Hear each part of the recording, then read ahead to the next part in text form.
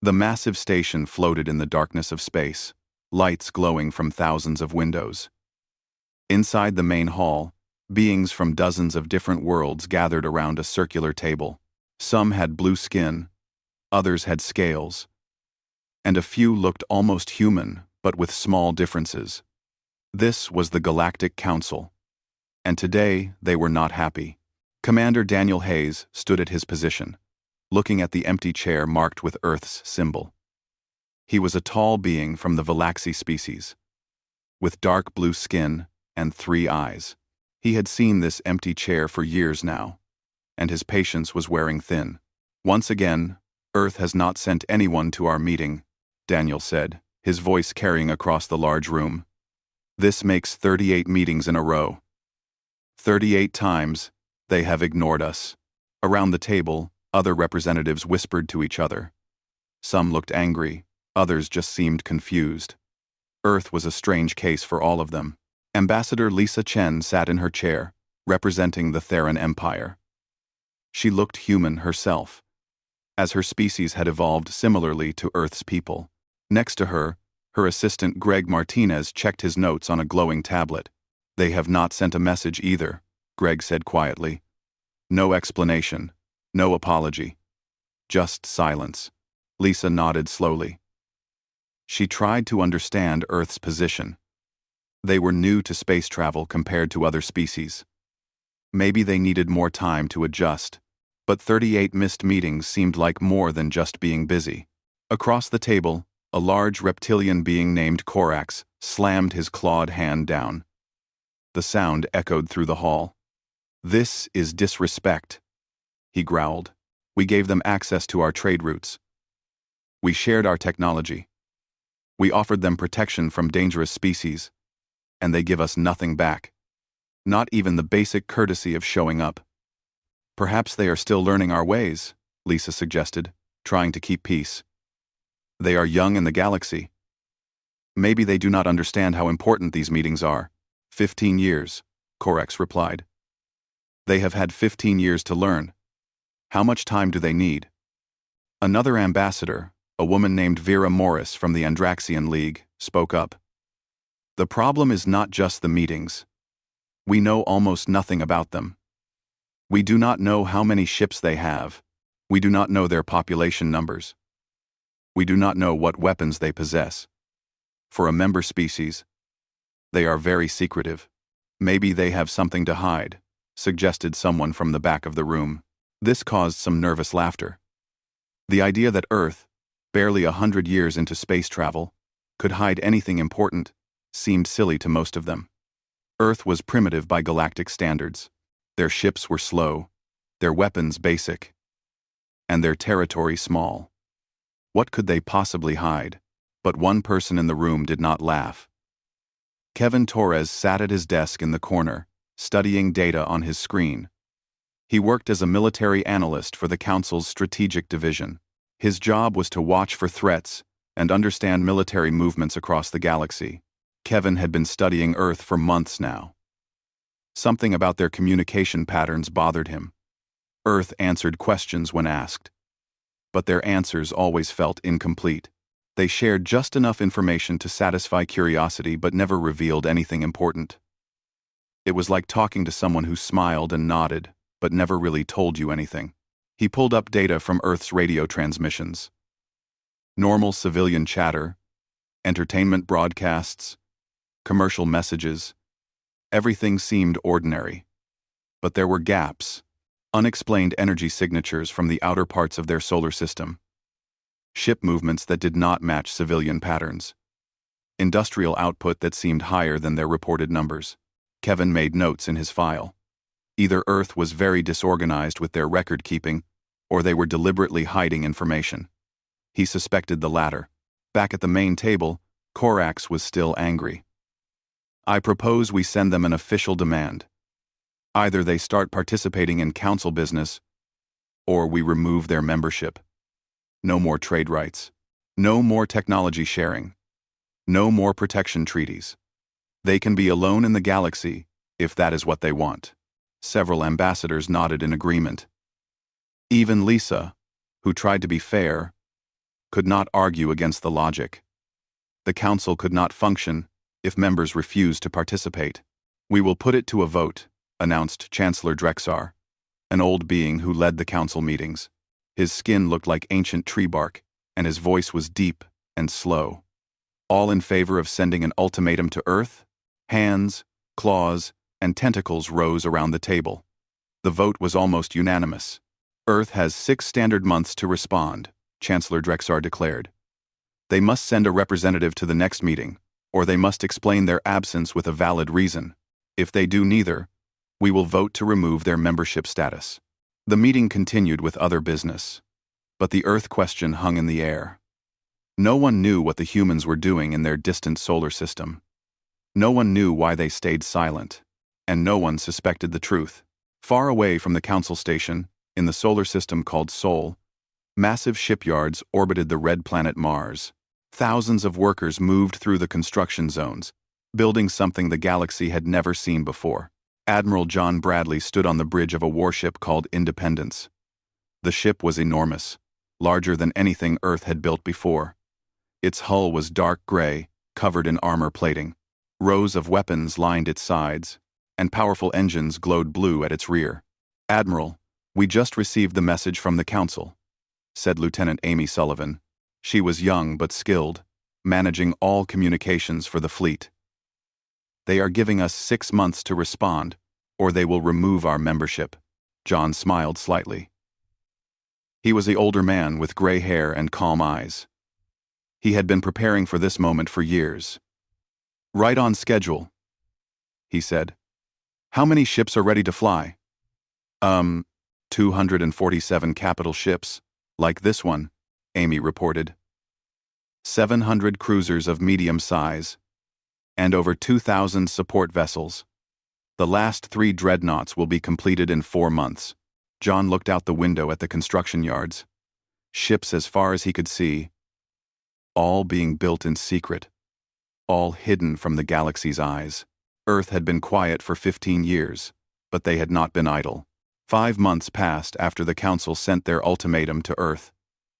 No response came from the distant human world. The Council members were not surprised. They began preparing to vote Earth out of their organization at the next meeting. But then something happened that made everyone forget about Earth's silence. The emergency alarm rang through the Council station at 3 in the morning, station time. Ambassador Lisa Chen woke up quickly, her heart pounding. Emergency alarms only sounded for serious threats. She dressed fast and ran to the emergency meeting hall. Other ambassadors arrived, looking worried and confused. Within 10 minutes, Chancellor Drexar called the meeting to order. His ancient face looked grim. "The Krell have attacked," he announced simply.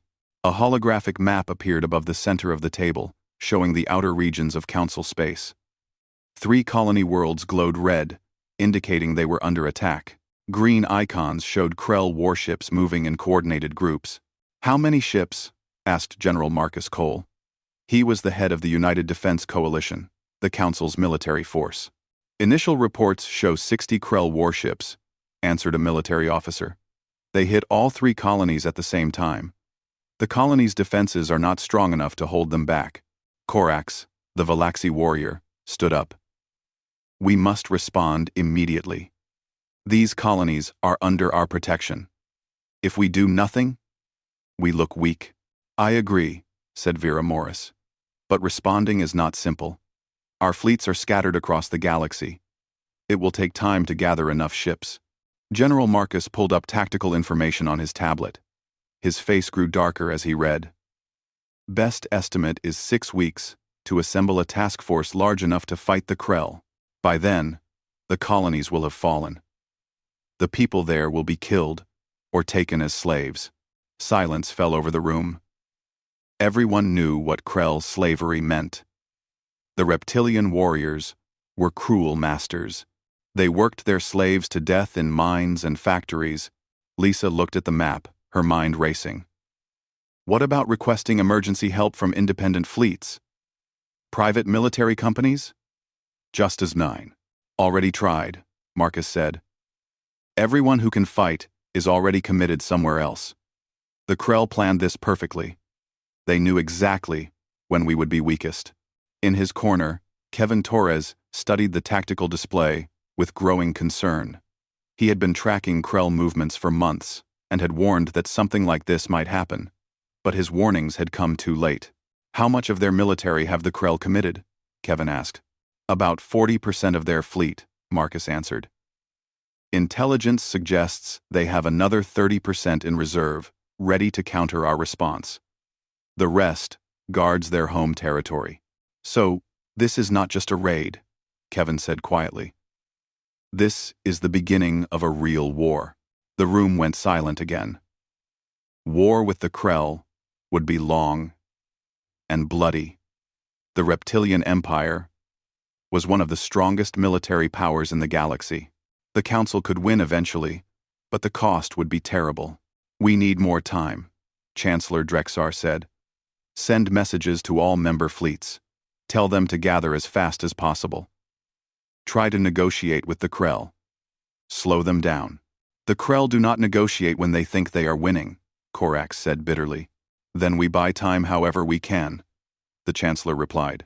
What none of them knew was that help was already on the way. Help from a source they never expected. In deep space, far from any star, Admiral John Bradley's fleet dropped out of slip space.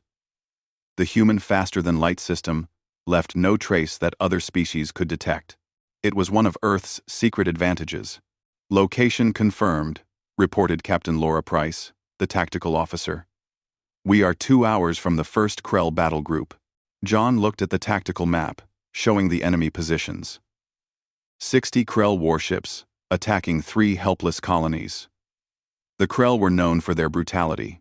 If his fleet did not arrive soon, thousands of innocent people would die. Status of our ships? John asked. 80 capital ships ready for combat. 200 escorts. All weapon systems online. Railguns. Charged. And ready. And the other fleets? Admiral Claire Bennett is moving to intercept the second Krell group. Admiral Richard Hayes has the third group. We hit them all at the same time. Just like we planned. John nodded. This was the moment they had prepared for. Earth's first real military action in galactic space. Everything they had built, all the years of secret construction, all came down to the next few hours. Are we sure about this, sir?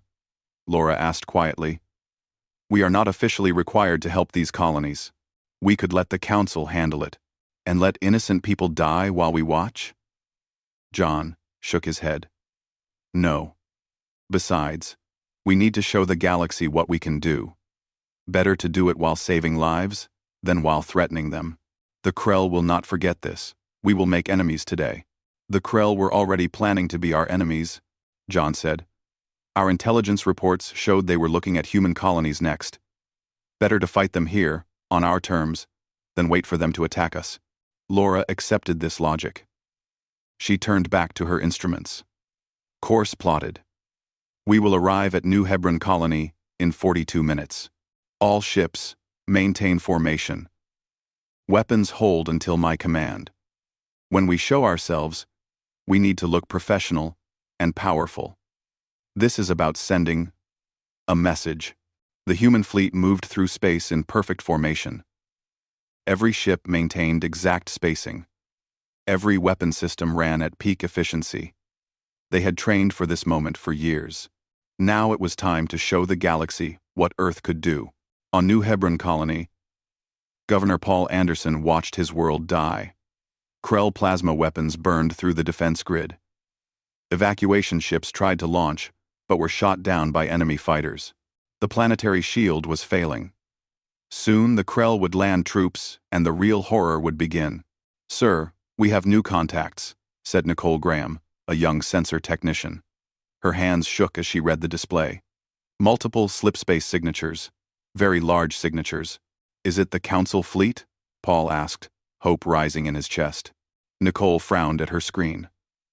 No, sir. These signatures do not match any known ship type. The energy readings are much higher than standard Council vessels. And there are so many of them. Right. On the Krell flagship destroyer's Pride, War Commander Thrax received the same sensor alerts. His red eyes narrowed as he studied the approaching contacts. "Identify those ships," he ordered his crew. "Unknown class, Commander." "Wait, we are receiving a transmission." A calm human voice came through the communication system, speaking in standard galactic language. "Krell vessels. This is Admiral John Bradley of the Earth Defense Fleet. You are in violation of Council-protected space. Power down your weapons and withdraw immediately." Thrax's mouth opened in what his species used as laughter. "Earth? The primitive species that hides in its home system? Show me these ships." The main view screen switched to show the approaching fleet. Thrax's laughter died instantly. The human vessels were massive, as large as Krell dreadnoughts. Their hulls were covered in heavy armor and countless weapon ports. They moved in perfect formation with a precision that suggested advanced computer systems. "How many?" Thrax demanded. 80 capital ships, at least 200 escorts, Commander. Their energy signatures suggest weapons much more powerful than our intelligence predicted." "Our intelligence said Earth had no real military," Thrax growled. "Perhaps our intelligence was wrong, Commander." Thrax stared at the screen.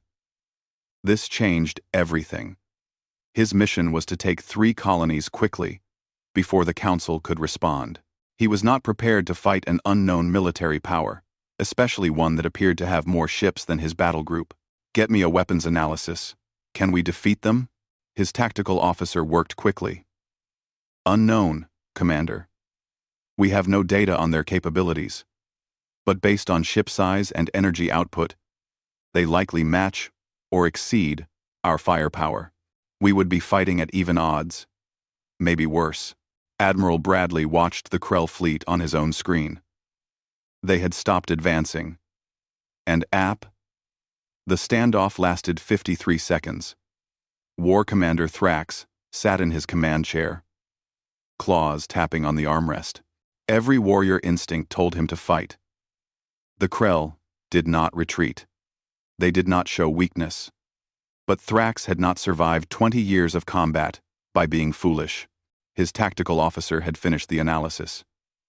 "Commander, if we engage, we will likely win, but suffer heavy casualties. Perhaps 30% of our fleet destroyed. The mission parameters do not account for this level of resistance." Thrax growled low in his throat. The human admiral had given him 60 seconds.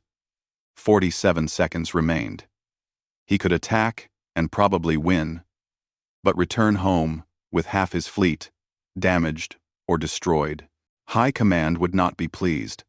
This was supposed to be an easy operation, or he could withdraw. Report that intelligence had been catastrophically wrong about human military capability, and request new orders. "All ships, begin withdrawal," Thrax ordered.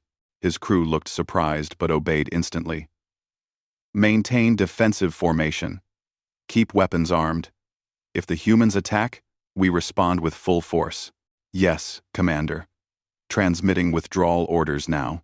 The Krell warships began to turn, their massive engines glowing as they accelerated away from New Hebron. On the human flagship Independence, officers cheered quietly. They had won without firing a shot. Admiral John Bradley allowed himself a small smile. "Stand down weapons, but maintain red alert status. Track their movement until they are out of sensor range." "Sir, should we pursue?" asked Captain Laura Price. "No. Our mission is to protect the colony, not start a war. The Krell are leaving. That is enough for today." John turned to his communications officer.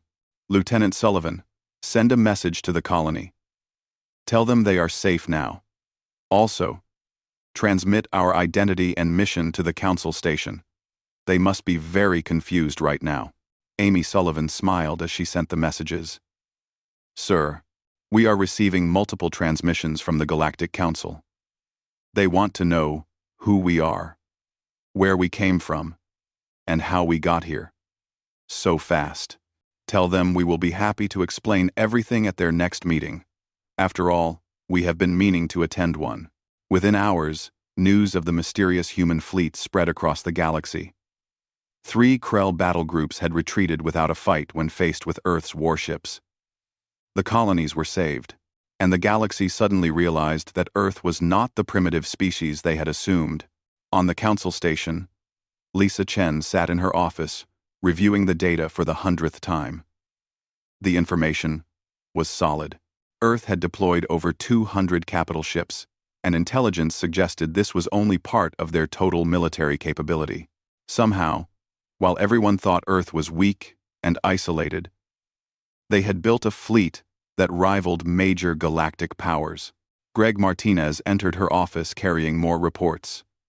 Ambassador, we just received analysis from our military experts. The human ships use railgun technology, magnetic acceleration of solid projectiles. We abandoned that approach centuries ago.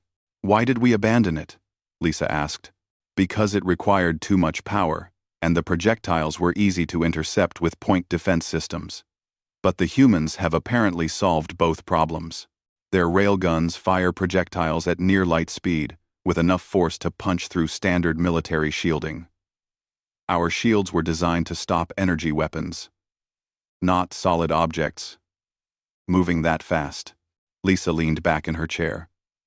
So, they took old technology, improved it, and created something that counters our defenses. Exactly. They also have directed energy weapons we cannot identify, and some kind of defensive system that disrupts targeting sensors. Ambassador, we have been assuming Earth was primitive because they did not copy our designs. But they were not trying to copy us.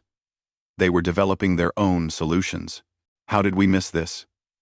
We have intelligence agents, sensor networks, trading partners, who visit their system. Greg pulled up a map of the Sol system. They hid it well. Most construction happened in the outer system, beyond the asteroid belt. They built stations on moons that have no permanent colonies. They used encrypted communications that we thought were just civilian chatter. And they answered all our questions with just enough truth to satisfy us. They lied to us. They were strategically careful with information, Greg corrected. There is a difference. Every species has military secrets.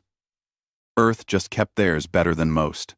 Kevin Torres had reached the same conclusions in his own analysis. He stood in the Council's military command center, briefing senior officers about the situation. Earth has been preparing for this moment for at least 10 years, Kevin explained, showing star maps and energy consumption data. Their industrial output in the outer Sol system has been much higher than they reported. We noticed the discrepancy, but assumed it was poor record-keeping. Now we know they were deliberately hiding their military production. General Marcus Cole studied the data carefully. Can we trust them? They have been deceiving us for years. They have been protecting themselves, Kevin said. There is a difference. Think about it from their perspective. They are new to galactic politics, surrounded by species thousands of years more advanced. Some species, like the Krell, are openly aggressive. Would you reveal your full military capability in that situation, or would you build strength quietly before showing your hand? He has a point, admitted another officer. Smart strategy, actually. The question now is what they want. Marcus said. They saved 3 colonies today.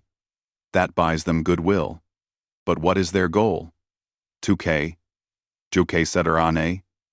Duque Seterane. Duque Seterane. Duque Seterane. Duque Seterane. Duque Seterane. Duque Seterane. Duque Seterane.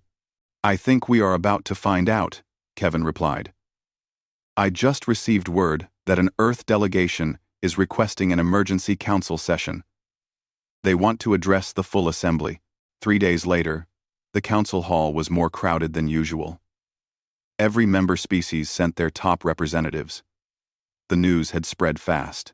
Earth, the quiet species that never attended meetings, had revealed a military fleet that stopped the Krell without firing a shot. Everyone wanted to know what came next. The hall went silent when the doors opened. A group of humans entered, led by a woman in a dark blue military uniform. Her gray hair was cut short, and she walked with the confidence of someone who knew exactly what she was worth. Admiral Claire Bennett, Supreme Commander of Earth's combined fleet, approached the center of the hall. Chancellor Drexar watched her carefully. He was old enough to remember when dozens of species had first made contact with Earth. The humans had seemed friendly, but cautious. They had accepted technology and trade agreements, asked many questions, and then mostly disappeared into their home system. Now he understood they had been learning and preparing. Admiral Bennett, the Chancellor said formally, "Welcome to the Galactic Council. This is your first appearance at our assembly, though we have invited you many times. Chancellor, honored members, I apologize for Earth's long absence," Claire said clearly. Her voice carried across the hall without electronic amplification. "We have been occupied with important preparations. Preparations to build a war fleet?" Korak stood, his voice angry. "You deceived this council. You took our technology, our trade agreements, our protection treaties, and gave nothing back. You made us think you were weak while you built weapons in secret." "We never said we were weak," Claire responded calmly. "You assumed we were weak because we are young compared to other species. That was your mistake, not our lie. Every piece of information we provided to this council was accurate. We simply did not volunteer details about our defensive capabilities." "Okay, defensive?" Korax laughed harshly. "You have over 700 warships. That is not defensive. That is an invasion force." Claire turned to face him directly. "Ambassador, Earth has 12 billion people. We have colonized 7 systems beyond Sol. We have trade relationships with dozens of independent worlds. Did you really think we would do all that without the ability to protect ourselves? Especially after learning about aggressive species like the Krell?" Vera Morris spoke up. "You could have told us. We could have helped you develop appropriate defenses and become dependent on your technology?" Claire shook her head. "We learned from history, Ambassador. Almost every species that joined the Council was given technology, shown the correct way to do things, and ended up as junior members of someone else's system. Earth decided we wanted to meet the galaxy as equals, not as students. So you built weapons instead of asking for help," Lisa Chen said. She was not a. The Galactic Council debated for hours after Admiral Claire Bennett's announcement. Some members wanted to accept Earth as an equal immediately. Others demanded restrictions and oversight. A few still wanted to punish Earth for their secrecy. Chancellor Drexar finally called for order. "We will vote on Earth's request for full membership status in 1 month," the Chancellor declared. "This gives us time to gather more information and consider all options. Until then, Earth maintains provisional status with expanded privileges. This session is adjourned." As delegates filed out of the hall, Kevin Torres approached Admiral Bennett. "Admiral, I need to warn you about something." "I am listening," Claire said. "Our intelligence indicates the Krell are regrouping. The battle groups you defeated have returned to Krell space, but they are gathering reinforcements. We believe they will attack again within 2 weeks, with greater force." "How much greater?" "At least double their previous strength, maybe triple. They will not be intimidated a second time." Claire nodded slowly. "Thank you for the warning. Earth will be ready." Kevin hesitated, then spoke quietly. "Admiral, there are people on the Council who want Earth to fail. They see you as a threat to the existing order. If the Krell defeat you, those people will use it as proof that Earth should not have equal status.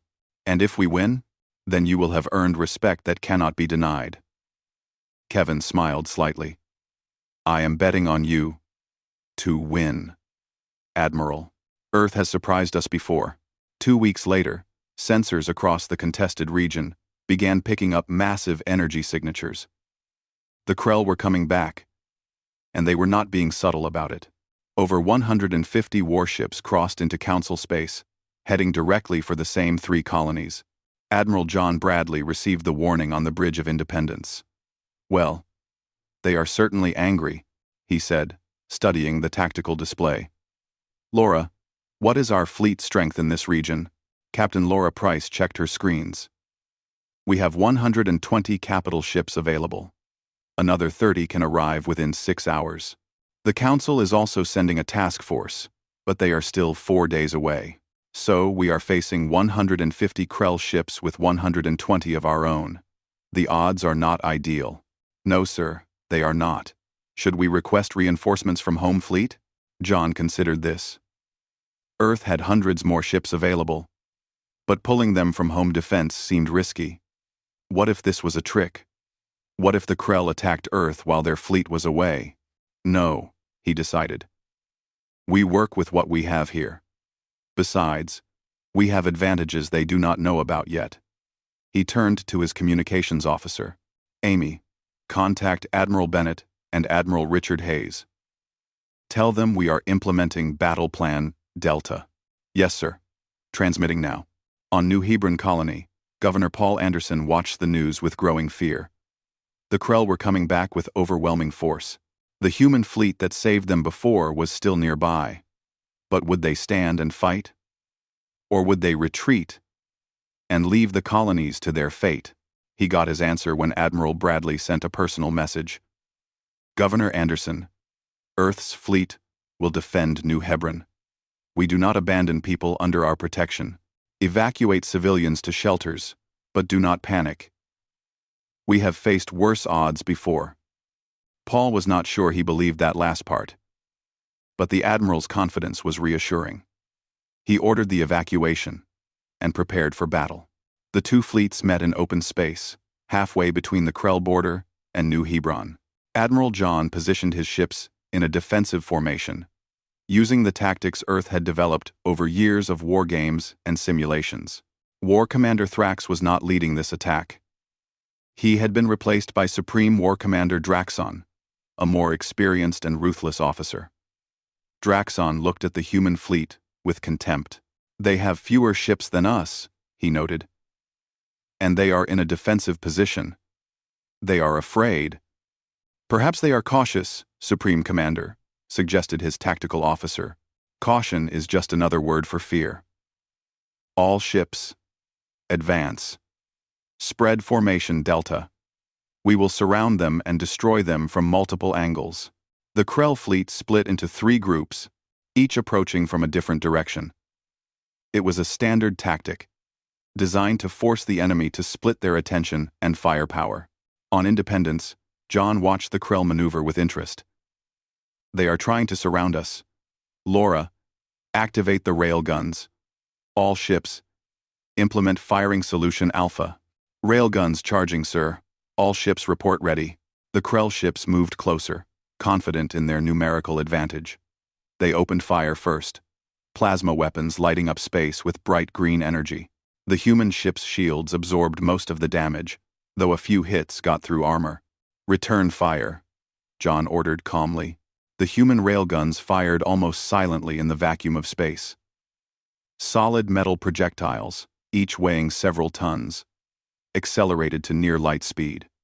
They crossed the distance to the Krell ships in fractions of a second. The result was devastating. Krell shields, designed to deflect energy weapons, did almost nothing against solid objects moving that fast. The projectiles punched through shields, through armor, through entire ships. 3 Krell vessels exploded in the first volley. 2 more suffered critical damage and began tumbling out of formation. Supreme War Commander Draxon stared in shock at his tactical display. "What? What just happened?" "The humans are using kinetic weapons, Supreme Commander. Our shields are ineffective against them." "Then adjust shield frequency. Route power to armor reinforcement." "We are trying, Supreme Commander, but the projectiles are too fast. Our point defense cannot track them." "Too fenced." DZ. Another volley from the human fleet destroyed 4 more Krell ships. The human vessels moved in coordinated patterns, each ship covering another's blind spots. Their targeting was precise, their fire discipline excellent. Admiral John watched the battle unfold exactly as planned. They are panicking. Their formation is breaking. All ships, advance to firing position Beta. focus fire on their command vessels. The human fleet moved forward, maintaining perfect formation even under heavy fire. Their directed energy weapons added to the railguns, creating a devastating combination of firepower. Krell ships began to retreat, trying to reorganize. "They are falling back," Laura reported. 32 Krell ships destroyed or disabled. "Our losses are minimal. Just shield damage on 6 ships. Do not pursue too aggressively. Let them retreat if they want." We made our point. But Supreme War Commander Draxon was not ready to retreat. He had been sent to destroy the human fleet and restore Krell honor. Losing a second time was unacceptable. "All ships, regroup at Rally Point Gamma. Concentrate all firepower on their flagship. If we kill their admiral, they will panic." The Krell fleet reformed and focused their attack on Independence. Dozens of plasma weapons fired simultaneously, overwhelming the ship's shields. Armor began to burn. Alerts rang across the bridge. "Shields down to 40%, Laura reported, her voice steady despite the situation. "Hull breaches on decks 7 and 9. Damage control teams responding." John gripped his command chair. "All ships, defensive formation around Independence. Cover our position while we repair shields." He opened a fleet-wide channel. "Admiral Bennett?" "Admiral Hayes. This is Bradley. I could use some assistance up here."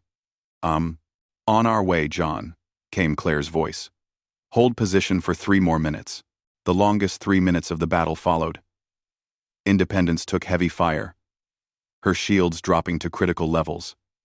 Other human ships moved in to protect her, taking damage themselves, but they held the line. Then Admiral Claire Bennett's fleet arrived from above the battle plane, and Admiral Richard Hayes's fleet arrived from below. Suddenly, the Krell were surrounded by over 200 human warships. "All ships, open fire," Claire ordered. The combined human fleet unleashed everything they had. Railguns, energy weapons, missiles, all firing in coordinated patterns. The Krell fleet, already damaged and disorganized, simply could not withstand the assault. Supreme War Commander Draxon realized too late that he had been lured into a trap. The humans had appeared weaker than they were, drawing him into overconfidence. Now his fleet was surrounded and being systematically destroyed. "All ships, retreat," he ordered. "Emergency jump to home space. Abandon damaged vessels." The Galactic Council met in emergency session the day after Earth's second victory over the Krell. This time, there was no debate about whether to accept Earth as a full member. The only question was how quickly they could make it official. Chancellor Drexar called the meeting to order. The chamber was packed with delegates, observers, and media representatives from across the galaxy. Everyone wanted to witness this historic moment. "We are here to vote on Earth's request for full membership status," the Chancellor announced. "Before we vote, does anyone wish to speak?" Korax, the Valaxi warrior who had been most critical of Earth, stood up. The chamber went quiet, wondering what he would say. "I will speak," Korax said. "I was wrong about Earth. I accused them of deception and weakness. But they were neither deceptive nor weak. They were wise. They built strength before revealing it. They prepared for threats before those threats arrived. And when the time came, they used their strength to protect others, not to conquer. This is the mark of a true ally. I vote to accept Earth with full membership status." Around the chamber, other delegates nodded in agreement.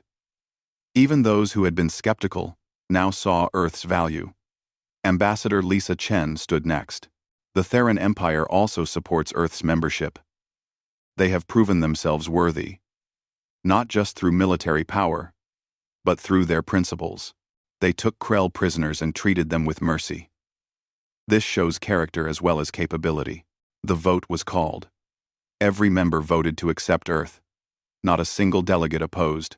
Admiral Claire Bennett, sitting in what was once the empty Earth chair, nodded in acknowledgement as the results were announced.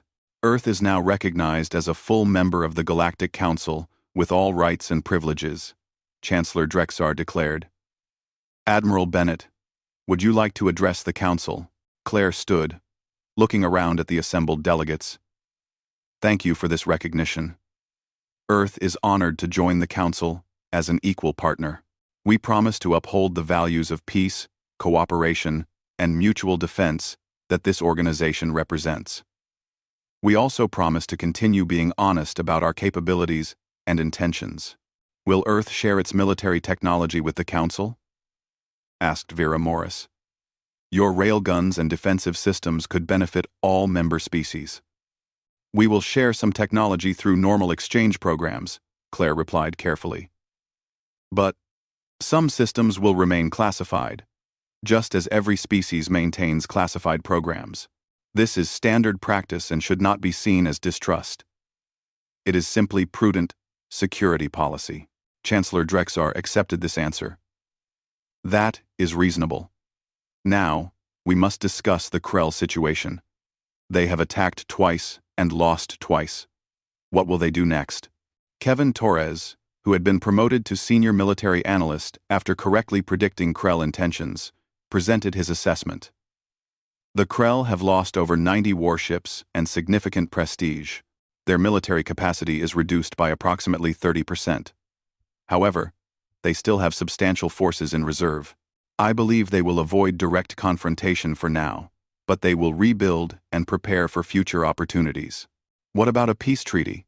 Asked Greg Martinez, who was serving as Lisa's military advisor. The Krell do not negotiate from weakness, Kevin explained. They will see a peace offer as confirmation that we fear them. Better to maintain defensive positions and let them come to us when they are ready to talk seriously. Admiral John Bradley, attending the meeting via holographic link from his flagship, spoke up. Earth is willing to maintain fleet presence in the contested region. We have the ships and the resolve, but we should not do this alone. The Council needs to share this burden. General Marcus Cole nodded. Agreed. We are already organizing a joint task force. Earth ships will form the core, but other member species will contribute as well. Together, we will ensure the Krell do not threaten Council space again. The meeting continued for several hours, discussing trade agreements, technology exchanges, and military cooperation. Earth was no longer an outsider. They were now central to galactic politics. After the official session ended, several delegates approached Claire privately. The first was Ambassador Chen from the Theron Empire. Admiral, my government would like to propose a formal alliance between Earth and the Theron Empire.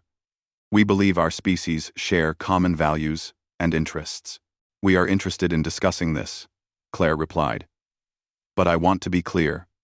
Earth does not do junior partnerships. We are willing to be allies, but we need to be treated as equals. I believe my government understands that now, Lisa said with a slight smile. You have made your position very clear.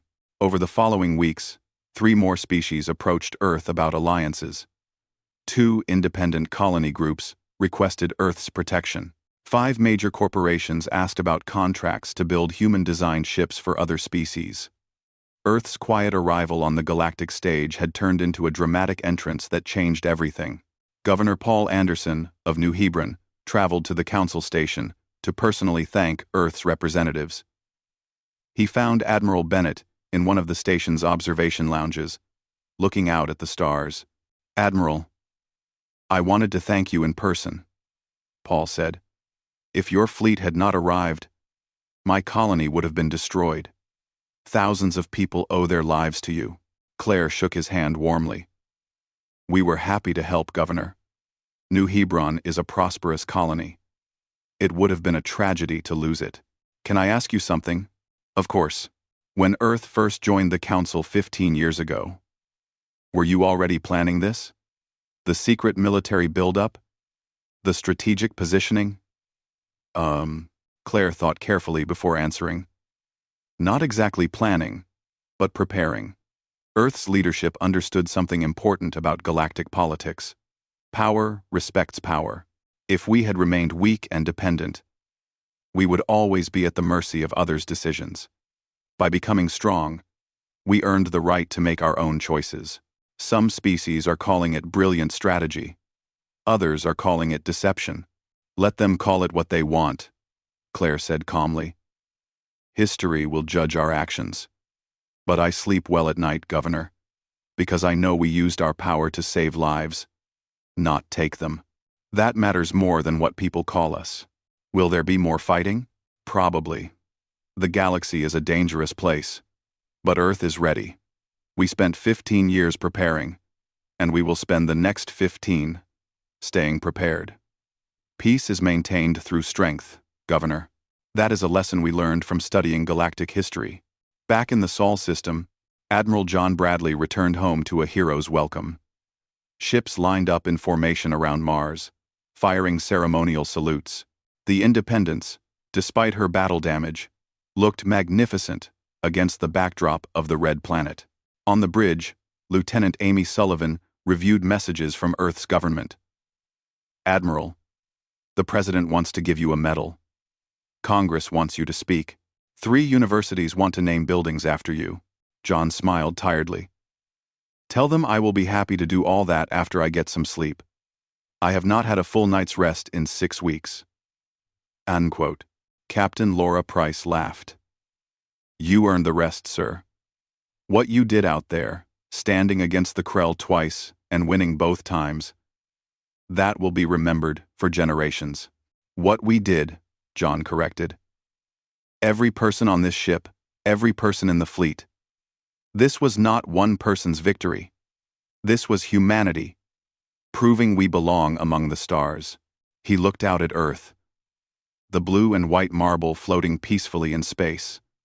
15 years ago, when the Galactic Council first made contact, Earth had been scared and uncertain. They had questions about how to survive in a galaxy full of advanced, powerful, and sometimes hostile species. The answer they developed was simple: become powerful themselves, build ships, train crews, develop technology, and wait for the right moment to reveal their strength. Now that moment had passed, and Earth stood as an equal among the great powers of the galaxy. What happens next? Laura asked. We maintain what we built, John said. We continue to improve our ships and train our people. We make alliances with species who share our values. We defend our colonies and our friends. And most importantly, we never become complacent. The moment we think we are safe is the moment we become vulnerable. That sounds exhausting. It is the price of freedom. Better to be tired and independent than comfortable and controlled. Across the galaxy, the Krell licked their wounds and planned their next move. In a private chamber on their home world, Supreme War Commander Draxon met with the Krell High Council. The humans are more dangerous than we calculated, Draxon admitted. Their technology is unconventional, their tactics are unpredictable, and their resolve is strong. We cannot simply overwhelm them with numbers. So, what do you suggest? Asked the High Counselor. 6 months after Earth's admission to the Galactic Council as a full member, the political landscape of the galaxy had changed in ways both subtle and dramatic. Admiral Claire Bennett sat in her office on the Council station, reviewing reports from across human space. The numbers were impressive. Earth now had formal alliances with 7 major species, trade agreements with 23 others, defense pacts with 12 independent colonies. The human economy was booming as galactic corporations sought partnerships with Earth's innovative industries. But success brought new challenges. Earth's fleet was stretched thin, patrolling vast regions of space. Diplomatic demands increased daily, and not everyone was happy about humanity's rapid rise to prominence. A message notification appeared on Claire's screen. It was from Kevin Torres, requesting a private meeting. She granted permission, and he arrived 10 minutes later, looking concerned. Admiral, we have a situation developing, Kevin said, closing the door behind him. I wanted to brief you before presenting this to the full council. What kind of situation? Kevin pulled up a star map. Over the past month, we have detected unusual activity along the Krell border. Not military movements, but something else. Information. Warfare. The Krell are spreading propaganda through independent media channels, claiming Earth is planning to establish a human empire. They are showing images of your fleet and suggesting you are the next great threat to galactic peace. Claire studied the map. Is it working? Unfortunately, yes. Some species are starting to question Earth's intentions. The Andraxian League has quietly withdrawn from preliminary alliance talks. 3 independent colonies have cancelled defense agreements. Nothing dramatic yet, but the trend is concerning. The Krell are trying to isolate us politically since they could not defeat us militarily, Claire said. It is actually a smart strategy. How should we respond? Claire thought for a moment. We continue doing what we have been doing, protecting our allies, honoring our agreements, trading fairly. Actions speak louder than propaganda, but we also need to be more transparent. Open some of our facilities to inspections. Invite journalists to tour our ships. Show the galaxy. We have nothing to hide. That could reveal classified information. We will be careful about what we show. But Kevin, secrecy served us well when we were building strength. Now that we are strong, excessive secrecy makes us look threatening. We need to find a balance. On New Hebron, Governor Paul Anderson faced his own challenges. The colony had thrived under Earth's protection, but some residents worried about becoming too dependent on human military power. A political movement called the Independence Coalition had formed, arguing that New Hebron should maintain neutrality rather than relying on any major power. Nicole Graham, who had since been promoted to the governor's security advisor, presented the situation at a cabinet meeting. The Independence Coalition has significant support, especially among younger residents who do not remember the Krell attacks. They see Earth's fleet presence as limiting our freedom, rather than protecting it. That is frustratingly short-sighted, Paul said. Do they not remember what almost happened? They remember, Governor. They just think the threat is gone now. The Krell have been quiet for months. People have short memories when it comes to danger. That did not ultimately harm them. Minus Dahl. Governor present. Paul rubbed his temples. Politics was sometimes more difficult than dealing with military threats. Set up a public forum. Let the Independence Coalition make their arguments. Then I will remind people why Earth's protection matters. We owe them honesty and open debate. And if the vote goes against maintaining the defense agreement, then we respect the democratic process, even if I think it is a mistake. Admiral John Bradley faced different challenges on the military side. His Third Fleet was responsible for patrolling a region of space larger than the entire Sol system. Pirates, smugglers, and small conflicts kept his ships constantly busy. On the Bridge of Independence, which had been fully repaired and upgraded after the Krell battle, John reviewed the latest incident reports with Captain Laura Price. 3 pirate attacks this week, Laura said. 2 smuggling interdictions, and a territorial dispute between 2 mining companies that almost turned violent. Sir, we are becoming galactic police. That was not what we signed up for. It is the price of influence, John replied. When you have power, people expect you to use it to maintain order. But you are right that we cannot do this indefinitely. We need to train local security forces and gradually transfer responsibility to them. The Council has a peacekeeping force. Why are not they handling this? Because Council forces take 6 weeks to respond to anything. By which time, the crisis has usually escalated. We respond in days, sometimes hours. That effectiveness makes us the first call for help. Lieutenant Amy Sullivan interrupted them. Admiral, incoming message from Earth Command. Priority. Alpha. John's expression became serious. Priority Alpha meant important news from home. Put it through. Obtercation. Obtercation. Love. Admiral Claire Bennett appeared on the screen. John, I need you to return to Earth immediately. Bring your senior staff. We have a situation. What kind of situation? The kind we discuss in person, not over open channels. How soon can you be here? 48 hours if we push the engines. Make it 36. This cannot wait. The transmission ended. John exchanged glances with Laura. Well, that is not ominous at all. Amy, plot a course for Earth. Maximum safe speed. Laura, inform the crew we are heading home. And someone tell me if our intelligence network has any idea what this is about.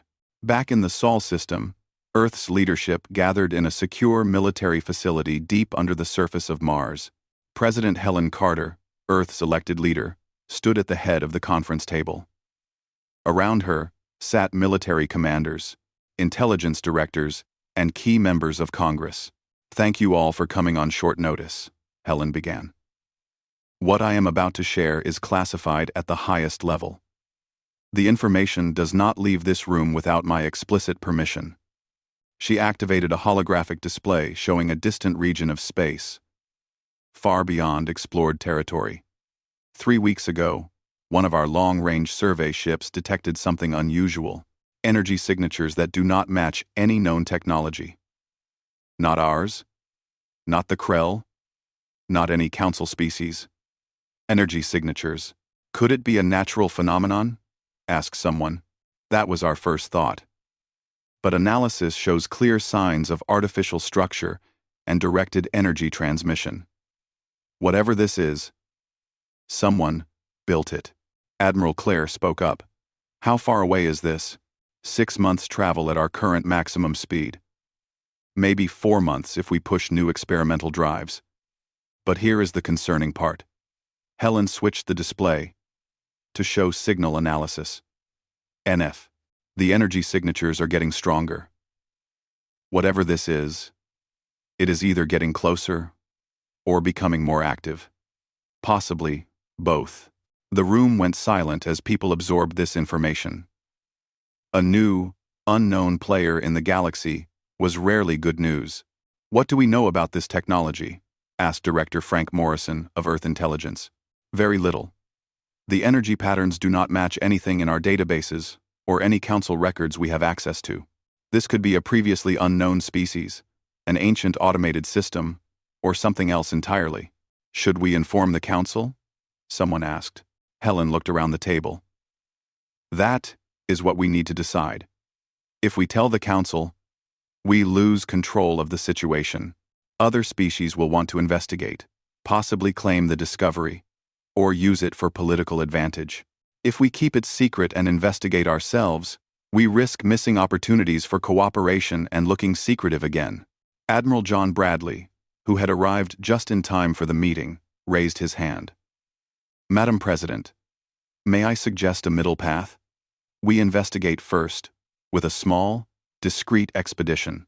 Once we understand what we are dealing with, then we decide whether to inform the council. That way, we can share accurate information rather than speculation.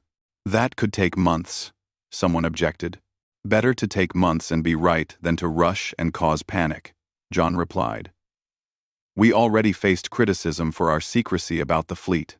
If we announce this prematurely and it turns out to be nothing, we look like we are crying wolf. If it is something dangerous and we did not investigate first, we look incompetent. After lengthy debate, the decision was made. Earth would send a secret expedition to investigate the unknown energy source. The mission would be led by Admiral John Bradley and would include Earth's most advanced scientific and military resources. They would leave in 2 weeks. The news eventually reached the fleet through classified channels. On Independence, the crew prepared for what might be humanity's most important mission since first reaching the stars. 6 months out, 6 months back. Plus, however long the investigation takes, Laura said, reviewing supply lists. We could be gone over a year. Maybe longer, John said. We have no idea what we will find out there. Do you think it is dangerous? I think anything unknown is potentially dangerous. That is why we prepare for the worst and hope for the best. Ambassador Lisa Chen learned about the expedition through her intelligence network. She requested a private meeting with Claire Bennett at a neutral location, a quiet cafe on the council station. You are planning something, Lisa said without preamble. My sources say Admiral Bradley is being recalled for a major mission. What is happening? Claire sipped her coffee, considering how much to reveal. Lisa had been a fair ally, and Earth valued the Theron Empire's friendship.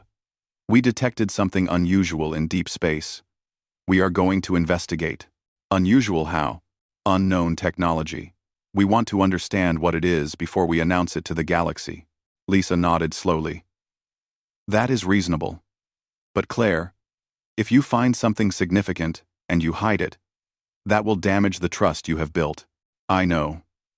That is why I am telling you now. In confidence. If we find something important, Earth will share that information with our allies. You have my word. Faced game deplies. Over court endentarians. That is good enough for me. Lisa paused. Do you need any help with this investigation? Wah. Not yet. But we may in the future. If we do, the Theron Empire will be among the first we ask. 2 weeks later, Admiral John Bradley's expedition departed from Earth orbit. 12 ships, each equipped with the most advanced sensors and weapons Earth could produce. 300 crew members, the best scientists and military personnel humanity had to offer. As independence accelerated toward the unknown, John stood on the bridge looking back at Earth. The blue planet was beautiful from space, peaceful and perfect. It was easy to forget from up here how complex life was on the surface. The politics, the debates, the disagreements, but those complexities were what made humanity strong. Unlike the Krell, who ruled through fear, or some council species that valued conformity, humans embraced debate and different perspectives. It made decision-making slower, but solutions better. Course laid in, Admiral, Amy reported. We are committed now. Then let us see what the universe has in store for us, John said. All ships, maintain formation. Next stop, the unknown. Behind them, Earth and its growing sphere of influence continued their daily work. Alliances were maintained, trade routes protected, colonies defended. The galaxy had accepted humanity as a major power, and humans were proving they deserved that status. But the galaxy was larger and stranger than anyone realized. New mysteries waited in the darkness between stars. New challenges would test humanity's strength and wisdom. New opportunities would shape the future of not just Earth, but potentially all spacefaring civilizations. Admiral Claire Bennett watched the expedition ships disappear into slip space from her office window. She trusted John completely, but she could not shake the feeling that this mission would change everything. Some discoveries opened new possibilities. Others opened new dangers. Whatever they found out there, Earth would face it with the same qualities that had brought them this far. Courage, intelligence, and the determination to chart their own course among the stars. They had come a long way from the species that sat silently in council meetings while secretly building a fleet. Now they stood as equals among the great powers of the galaxy. And tomorrow, they might discover something that would change the galaxy itself. The story of humanity's rise was far from over. In many ways, it was just beginning. We adapt. We study their technology and develop counters. We look for political divisions we can exploit. We wait for opportunities. The humans may be strong now, but every power has weaknesses. We just need to find theirs. And if we cannot find weaknesses, Draxon's eyes gleamed with cold intelligence. Then, we make them. Every species has pressure points, High Counselor. Even humans. The galaxy had entered a new era. Earth was no longer the quiet newcomer that everyone ignored. They were now a major power. With all the benefits and dangers that status brought, the balance of power had shifted, and the future was uncertain. But one thing was clear. Earth would face that future on their own terms, with their own strength, answerable to no one but themselves. The species that arrived late to the galactic stage had claimed their place among the stars, and they would not give it up easily. The surviving Krell ships activated their emergency jump drives and fled. They left behind 63 destroyed vessels and hundreds of escape pods. The battle was over. Admiral John sat back in his chair, exhausted. Independence took significant damage, but is repairable, Laura said. 7 other ships suffered major damage. We lost no ships completely, sir. 42 crew members killed, 118 wounded.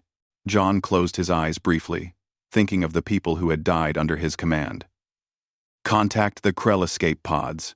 Offer them rescue and medical treatment according to galactic conventions.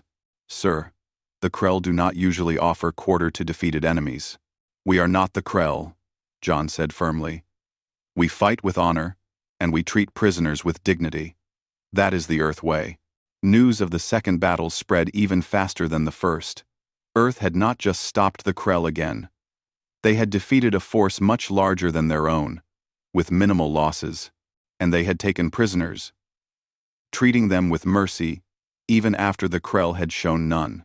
The galaxy was beginning to understand that Earth was not just powerful. They were also principled, and that combination made them very dangerous indeed. Angry, just trying to understand. We built the capability to defend ourselves, Claire corrected. And today, that capability saved 3 colonies and thousands of lives. Would you have preferred we stayed weak? That we waited for the Council fleet to arrive 6 weeks from now, after the colonies had fallen? Silence fell over the hall. It was hard to argue with results. Earth had done what the Council could not do. They had stopped the Krell immediately and decisively. Chancellor Drexar spoke carefully. Admiral Bennett, Earth's actions have raised many questions, but they have also demonstrated capability.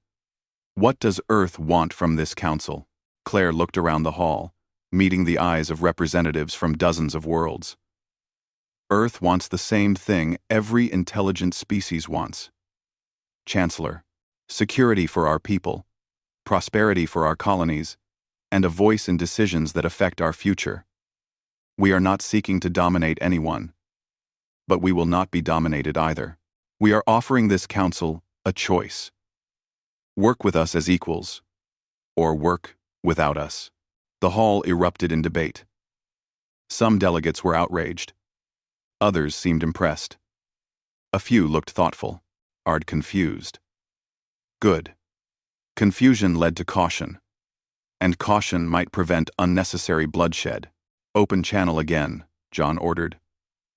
War Commander, you have 60 seconds to begin your withdrawal. This is not a negotiation.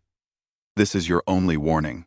On New Hebron, Governor Paul stared in amazement as the massive human fleet positioned itself between his colony and the Krell attackers. Ships larger than anything he had ever seen formed a defensive wall. Who are these people? He whispered. According to the identification codes, they are from Earth, Nicole said, her voice filled with disbelief. But Earth does not have ships like this. They barely have any space presence according to all records. Apparently the records were very wrong. Then we will go to their next meeting, John said. But we will not go alone. We will not go as beggars asking for acceptance. We will go as equals. Do you think they will accept us? Amy asked. John turned to look at her. They will not have a choice. The galaxy is about to learn that Earth's silence was not weakness. It was patience. We were not hiding because we were afraid. We were waiting until we were ready. Outside the window, another warship's engines fired up for the first time. The blue glow lit up the darkness of space. One by one, Earth's secret fleet was coming online. Soon, very soon, the galaxy would see what humanity had built while everyone else was talking in meetings. The empty chair at the council table would not stay empty much longer.